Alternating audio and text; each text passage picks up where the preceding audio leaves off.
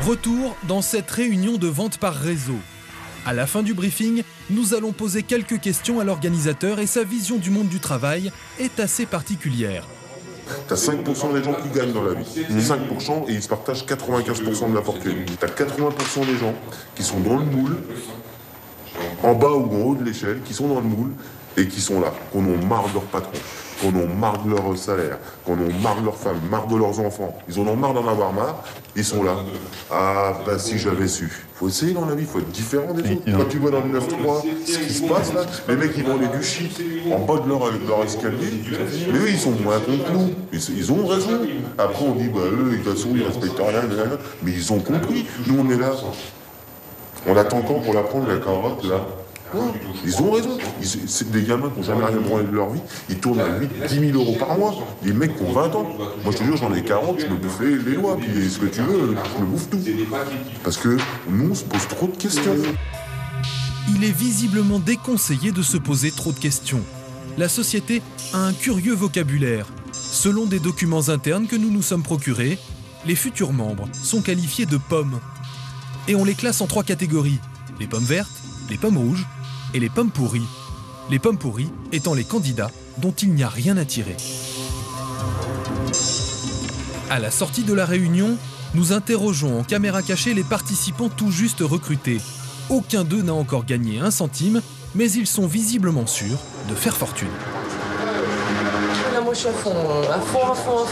Quand j'ai découvert l'opportunité, j'ai tout de suite adoré le concept parce que je me suis dit waouh, c'est l'idée innovante que c'est vrai qu'en France on n'a pas trop on comprend pas trop ce système de fonctionnement. Le marketing de réseau, ça nous échappe un peu en France encore. Hein. On est un peu à la rue quoi. Et ça gagne vraiment? Bien sûr que ça gagne vraiment. Non mais je sais pas, il y a des gros chiffres là qui sont annoncés donc ça fait un peu rêver quand même. De gros chiffres. Ah ouais? Mais bon. Elle est très gros. Voilà. Ouais, combien on peut gagner Ça dépend des objectifs et de la position que vous atteignez en fait tout simplement. Et ça va très très vite. Ah ça peut aller vite. Ça va super vite. Moi j'ai fait en une après-midi, j'ai été faire 4 lignes de téléphone en 2 heures. Ouais voilà. J'ai même été voir mon ancien patron, j'ai dit écoute, il faut que tu me files un coup de main là. J'ai absolument. Tu m'as foutu à la porte de chez toi, mais allez. J'ai un truc de fou. Hein. Ce que je veux dire, c'est que l'argent ça tombe pas du ciel non plus. C'est pour abuser les gens. De toute manière, si on va sur internet, j'ai jamais vu une boîte qui est autant critiquée que ça. Donc je comprends même pas pourquoi les gens ne se renseignent pas et pourquoi ils font tête baissée. Soit ils sont déprimés, soit je sais pas. Nous nous rendons au siège social de la société à Paris. Nous filmons depuis la rue et nous découvrons des bureaux étonnamment déserts pour une multinationale. Pas de téléphone, pas de bureau, ni d'accueil. Pourtant, la société soigne son image. En juin dernier, l'entreprise s'est même offert le Zénith, un grand show à l'américaine pour en mettre plein la vue aux personnes recrutées. Et dès 7 h du matin, la foule des participants se presse pour venir retirer ses billets, mais visiblement, des consignes de silence ont été données. Qu'est-ce qui se passe ici? C'est quoi? Non, je suis pas tenue de parler en fait. Non, je sais pas du tout. Non. Il y a personne qui veut me dire ce qui se passe? Ouais, je sais pas. Il y a personne qui veut me dire ce qui se passe. Je peux pas vous raconter. C'est si secret que ça, c'est quoi? Et oui, ici, on n'aime pas les questions des journalistes. L'autorisation de filmer à l'intérieur n'a été accordée à aucun média. Pour pouvoir entrer au Zénith, il faut impérativement travailler pour cette entreprise et être en possession d'un badge numéroté. Nous sommes les seuls journalistes à avoir pu pénétrer à l'intérieur, munis d'une caméra cachée. Après le cordon de sécurité, on découvre un Zénith plein à craquer. 7000 personnes chauffées à bloc. Chacune d'elles a payé 50 € pour pouvoir participer à ce grand show à l'américaine. Et l'événement de la journée, c'est la présence du fondateur de l'entreprise, venu spécialement des États-Unis. On l'attend, comme le Messie. Parce que ce qui arrive là maintenant, ça va être un truc de dingue. Le Père Noël est là, il arrive aujourd'hui avec beaucoup de cadeaux. Je vais vous demander de vous lever et de mettre un tonnerre d'applaudissements pour l'arrivée de monsieur.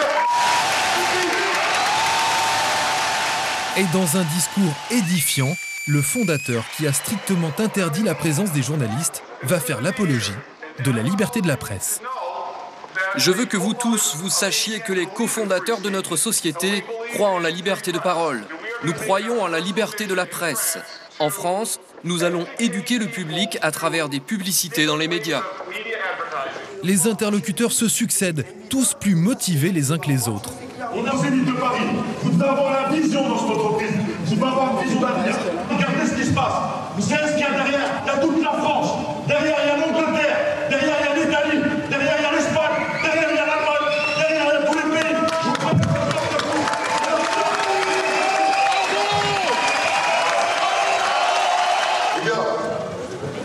suis venu avec un bonbon.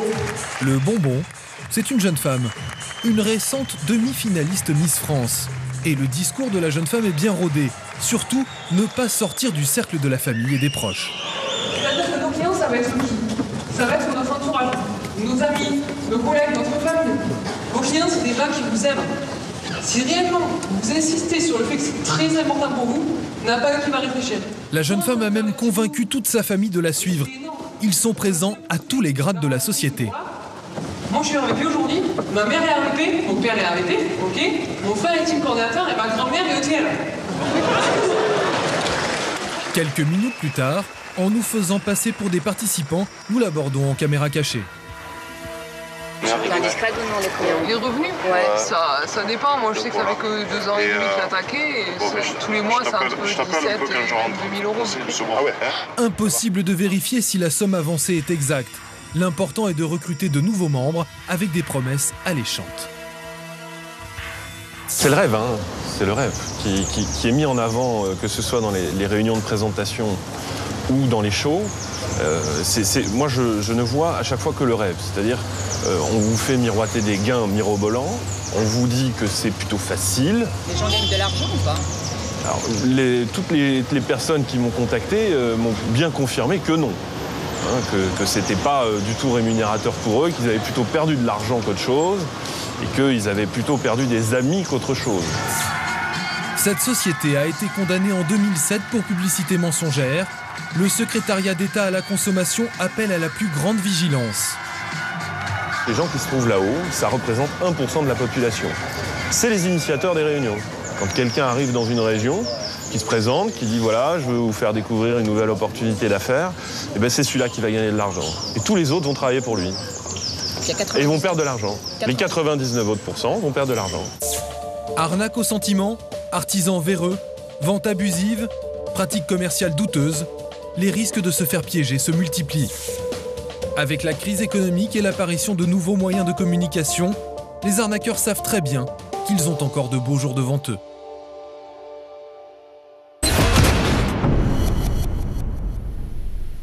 Arnaud Debloff, vous êtes rédacteur en chef de UFC Que Choisir. L'un des engagements du Grenelle de l'environnement en 2007 est notamment que 23% de l'énergie française soit d'origine renouvelable d'ici à 2020.